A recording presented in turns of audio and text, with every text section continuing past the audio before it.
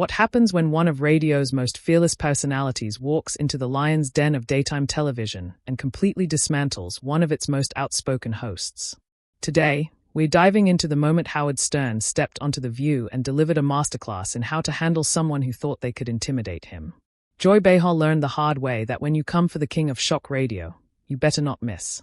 This is a story about power, ego, and what happens when someone finally calls out the behavior that viewers have been complaining about for years.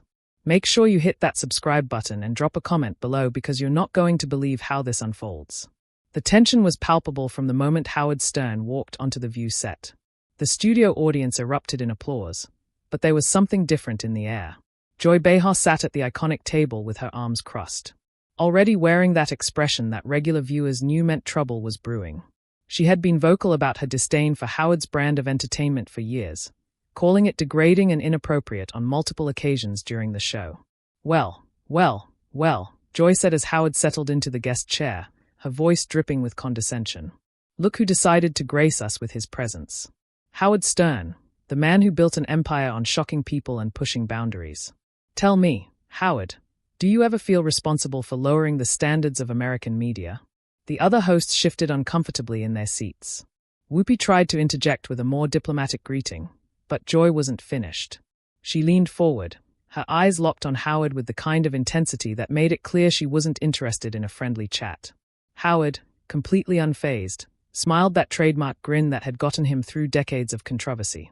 You know, Joy, that's interesting coming from someone who's made a career out of interrupting her co-hosts and talking over guests.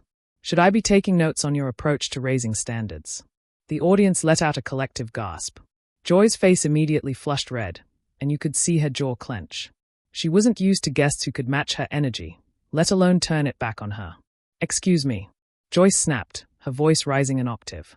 I've been in this business longer than you've been relevant, Howard. I don't need some shock jock telling me how to conduct myself. Relevant? Howard chuckled, leaning back in his chair with complete confidence. Joy, my show reaches millions of people every single day. When was the last time anyone under 40 actively chose to watch The View? I'm just curious about your definition of relevance. The studio fell dead silent. You could hear a pin drop as Joy's mouth opened and closed like she was trying to find words that wouldn't come. The other hosts looked like they wanted to crawl under the table. This wasn't going according to Joy's usual script where she dominated the conversation and left guests scrambling to defend themselves. That's completely inappropriate, Joy stammered, clearly thrown off by Howard's direct approach. You can't just come on our show and insult our ratings, but you can come for my entire career and question my integrity. Howard shot back smoothly. See, this is what I find fascinating about people like you. Joy, you can dish it out all day long, but the moment someone serves it back to you with the same energy, suddenly it's inappropriate. That's not how this works. Joy turned to her co-hosts for support, but they were all avoiding eye contact. Sunny looked like she was studying her notes intensely while Sarah was suddenly very interested in her coffee cup. Whoopi finally tried to step in. Okay, let's maybe take this down a notch and talk about Howard's new book, Whoopi suggested diplomatically. But Joy wasn't done. Her pride had been wounded, and she was doubling down. No, Whoopi.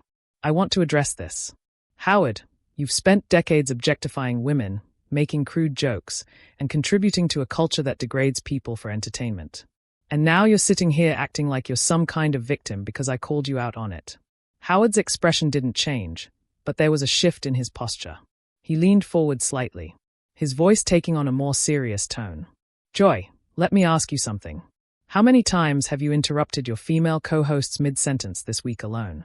How many times have you dismissed their opinions or talked over them when they were trying to make a point? Because from where I'm sitting, it looks like you're describing your own behavior. The camera caught Joy's face perfectly at that moment, and the expression was priceless. Her eyes widened as if she couldn't believe someone had just said that to her on national television. The audience was completely silent, hanging on every word.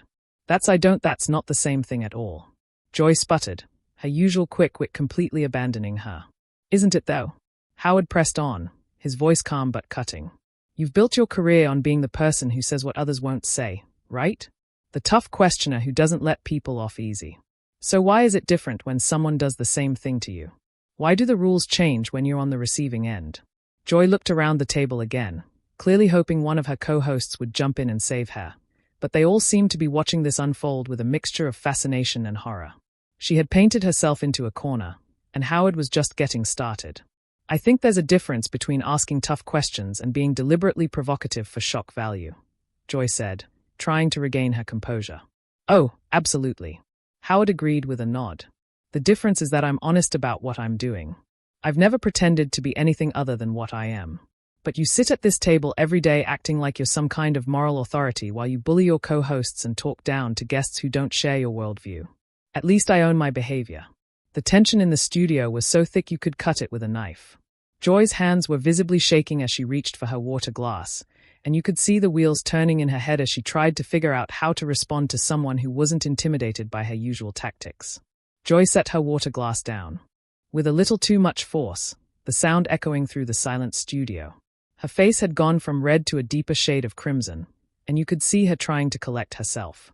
But Howard wasn't giving her any breathing room. You know what I find really interesting, Joy? Howard continued, his tone conversational, but with an edge that cut right through her defenses. You talk about degrading people for entertainment. But wasn't it just last week that you spent an entire segment mocking that young actress's outfit choice? What was it you called her? A fashion disaster who needed an intervention. Joy's mouth opened, but no words came out. The other hosts exchanged uncomfortable glances as Howard pressed on. And the week before that, didn't you spend 10 minutes making jokes about that politician's weight? Really detailed personal attacks about his appearance. But somehow that's different from what I do because you're doing it in the name of political commentary. That's not the same thing, Joy finally managed, her voice noticeably strained. When we critique public figures, it's about holding them accountable. Accountable for what exactly? Their clothing choices, their body weight, their personal appearance. Howard leaned back in his chair with that knowing smile. Come on, Joy. Even you don't believe that. You do it because it gets laughs and keeps people watching, which by the way is fine.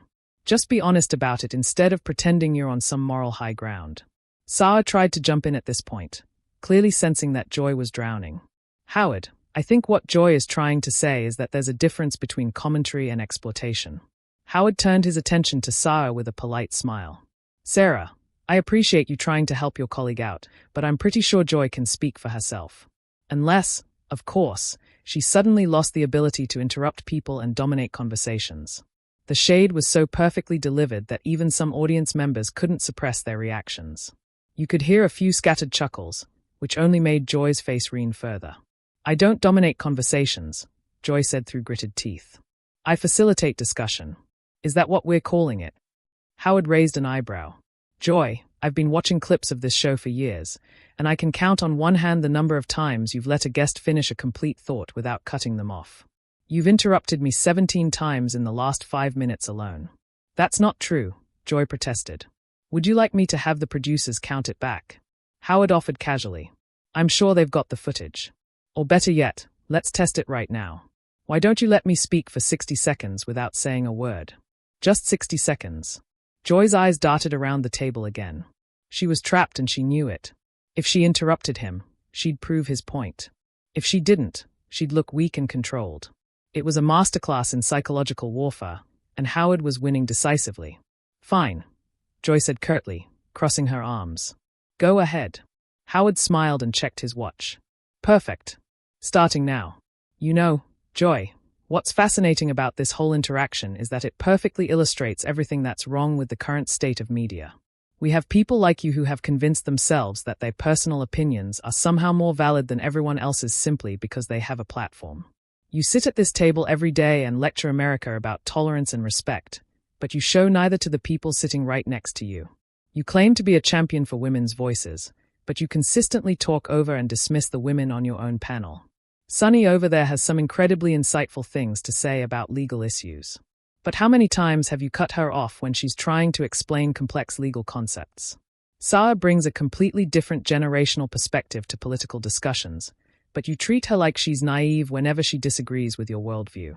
And Whoopi, who has more life experience and wisdom than probably everyone in this studio combined, you argue with her like she's some kind of amateur. The hypocrisy is staggering. Throughout his entire 60-second monologue, you could see Joy physically struggling to stay quiet. Her mouth kept opening as if she was going to speak, then snapping shut. Her hands were clenched so tightly her knuckles were white, and she was practically bouncing in her seat with the effort of keeping quiet. When Howard finished and checked his watch again, he looked up at Joy with mock surprise. "Would you look at that? You actually made it the full minute." Joy exploded. "How dare you sit there and psychoanalyze me and my relationships with my co-hosts? You don't know anything about what goes on behind the scenes or how we support each other." "You're absolutely right, Joy. I don't know what goes on behind the scenes," Howard replied smoothly. "I only know what I see on camera, which is you consistently bulldozing through conversations and treating your co-hosts like props in your one-woman show. But hey, if that's different from how you really are off camera, maybe the problem is that you're just not very good at hiding your true personality when the cameras are rolling." The other hosts were now openly staring at this exchange like it was a car accident they couldn't look away from. Whoopi kept glancing at the producers off camera, probably hoping someone would call for a commercial break. But this was live television at its most unpredictable. "You know what, Howard?" Joy's voice was shaking now. Whether from anger or embarrassment, it was hard to tell. "I've been doing television for decades. I've interviewed presidents, celebrities, world leaders, and I've never had anyone speak to me this way. And there's the problem right there," Howard said, his voice taking on an almost sympathetic tone that somehow made the words hit even harder. "No one has ever challenged you like this because they were all too polite, too professional, or too afraid of the backlash. They let you get away with behavior that would get anyone else called a bully because you've convinced everyone that your rudeness is just passion for the issues. But I'm not running for office. I don't need your endorsement. And I'm not trying to get invited back to your show. So I can tell you exactly what everyone else has been thinking, but was too nice to say." Joy was visibly shaking now. "This is completely unprofessional. Whoopi, are we going to let him continue attacking me on our own show?" Whoopi finally spoke up, but not in the way Joy was expecting. "Joy, he's responding to questions you asked him. You opened this door when you decided to attack his character and his career. He's just defending himself." The look of betrayal on Joy's face was unmistakable. She had clearly expected her co-hosts to rally around her, but instead they were watching Howard dismantle her piece by piece with what seemed like fascination rather than concern. Defending himself? Joy's voice cracked slightly. "He's been attacking me personally for the last 10 minutes. Have I, though?" Howard tilted his head thoughtfully. "Or have I just been pointing out patterns in your behavior that are visible to anyone who watches this show regularly? There's a difference between personal attacks and professional observations. You attacked my character and questioned my integrity based on your personal feelings about my content. I'm simply commenting on your professional behavior based on what I can observe. If you don't like what I'm saying, maybe the issue isn't with my observations." The studio atmosphere had shifted completely. What started as Joy's attempt to embarrass Howard had turned into a masterclass in how quickly tables can turn when someone refuses to be intimidated. Joy looked around the table one more time, desperately searching for an ally, but found none. Her co-hosts were watching this unfold with the kind of morbid fascination usually reserved for natural disasters. "You know what, Howard?" Joy's voice had taken on a different quality now, sharper and more desperate. "Maybe the problem is that you're just another entitled man who can't handle being challenged by a strong woman." Howard's eyebrows shot up, and for the first time since he'd sat down, he looked genuinely surprised. "Oh wow, there it is. The gender card.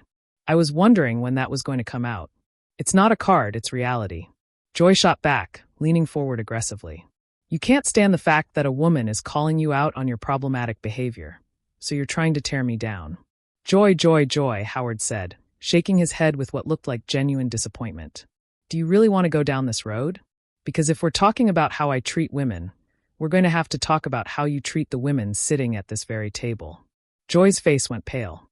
She knew she had made a tactical error, but there was no taking it back now. "Let's talk about strong women, shall we?" Howard continued, his voice taking on the tone of someone who was about to deliver a knockout punch. "Sunny graduated from law school, worked as a prosecutor, and has an encyclopedic knowledge of the legal system. But how many times have you talked over her when she's trying to explain legal concepts that you clearly don't understand? Sarah represents an entire generation of women who are trying to navigate politics and social issues in a completely different landscape than the one you grew up in. But you dismiss her perspectives as naive whenever they don't align with yours. And Whoopi, who has achieved more in entertainment and activism than most people could dream of. You argue with her like she's some kind of amateur who doesn't know what she's talking about. Each word was hitting its target with surgical precision. You could see Joy's face cycling through different emotions: anger, frustration, embarrassment, and something that looked almost like panic.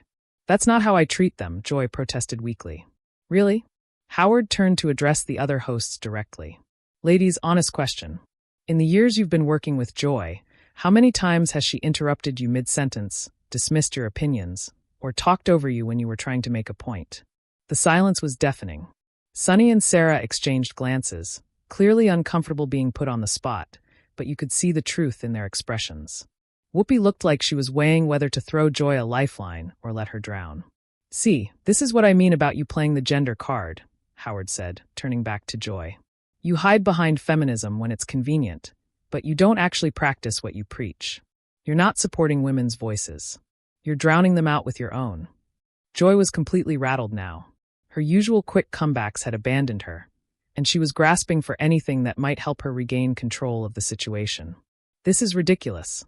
I'm not going to sit here and be lectured by someone who has made millions exploiting women." "And there's another deflection," Howard said calmly.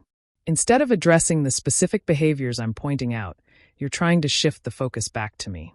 But here's the thing, Joy. My audience chooses to listen to my show. Your co-hosts don't have a choice but to work with you every single day. Which one of us is really exploiting women?" The question hung in the air like a bomb waiting to explode. You could see Joy processing the implications, and the realization that she had completely lost control of this interview was written all over her face. "I think we should move on to another topic," Joy said finally, her voice barely above a whisper. "Oh, now you want to change the subject." Howard laughed. But there was no cruelty in it. Just genuine amusement. 5 minutes ago, you were ready to psychoanalyze my entire career and question my moral character. But now that someone is holding up a mirror to your own behavior, suddenly we need to talk about something else. In 7, Joy looked to the show's producers off camera, clearly hoping someone would rescue her. But this was live television, and the ratings were probably going through the roof. No producer in their right mind would cut away from this kind of television gold. Whoopi finally intervened, but her tone wasn't defensive of Joy. "I think you've made your point, have I, though?" Howard turned to Whoopi with genuine curiosity. "Because it seems to me like Joy started this conversation with a very specific agenda.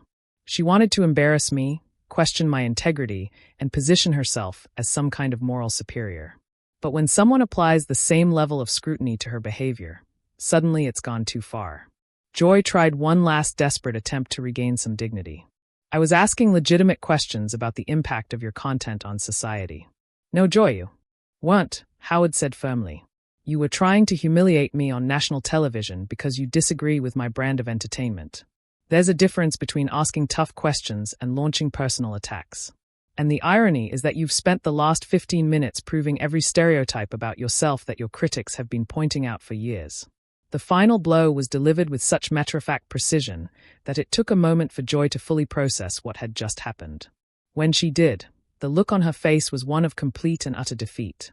"I think," Joy said slowly, clearly struggling to maintain what little composure she had left, "that our audience can make their own judgments about both of our approaches to media." "Absolutely they can," Howard agreed with a smile. "And based on the ratings and audience engagement, I think they already have." The commercial break couldn't come fast enough. As the cameras pulled back, you could see Joy slumped in her chair, looking like someone who had just gone 10 rounds with a heavyweight champion. Howard, meanwhile, looked as relaxed and comfortable as he had when he first walked onto the set.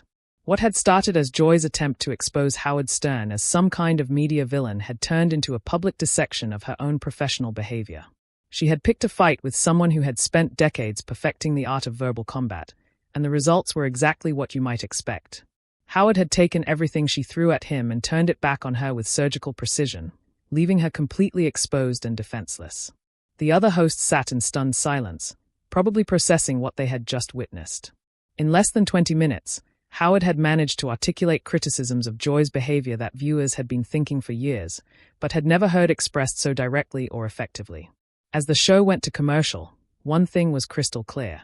Joy Behar had learned the hard way that when you come for someone who has made a career out of not backing down, you better be prepared for the consequences. Howard Stern had just delivered a masterclass in how to turn the tables on someone who thought they held all the cards. That's the story of how one of daytime television's most outspoken hosts met her match in spectacular fashion. What do you think? Did Joy Behar get what she deserved, or did Howard Stern go too far? Drop your thoughts in the comments below and make sure to subscribe for more incredible moments like this.